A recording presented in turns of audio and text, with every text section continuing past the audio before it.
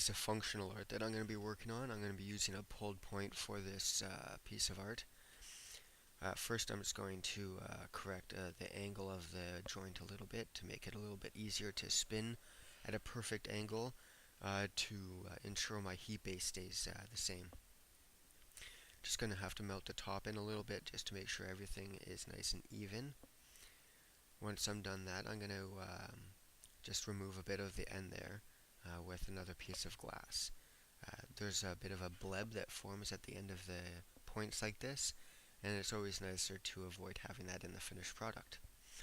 So now that I've done that and prepared the piece, I'm going to take a piece of blue glass and just apply a single strike down the side of the glass, and I'm going to thicken it up just a little bit as well.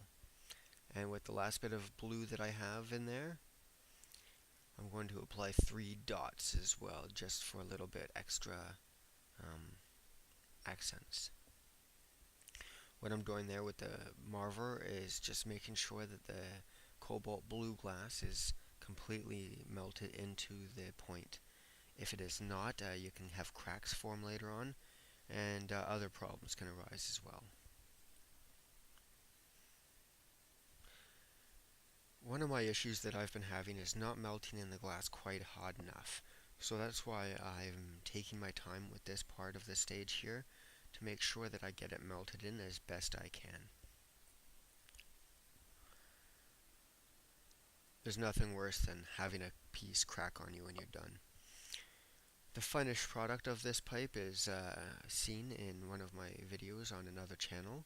If you're interested, you can head over there and check it out. But for now, the functional art over here is not going to be finished in this video, unfortunately. I ran out of battery space. That's what happens when you when each one of these videos takes 30 minutes of video to make. This one was actually just about 10 minutes start to finish from what you see, and then it took me about another 5 minutes to clean it up and finish it. So the reason I added the punty there was to make it easier to spin in the fire and pull and twist to the shape that I want it to be. Now this one I chose a very simple shape for, nothing too special about it, pretty common shape for this type of art.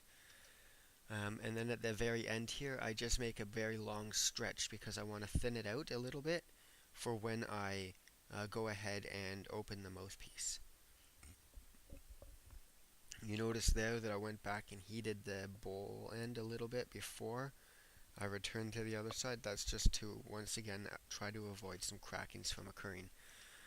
So you can sort of see the shape of the piece of art that I'm working on here. I'm pulling it out, and that area that I'm working on right now is going to turn into the mouthpiece eventually.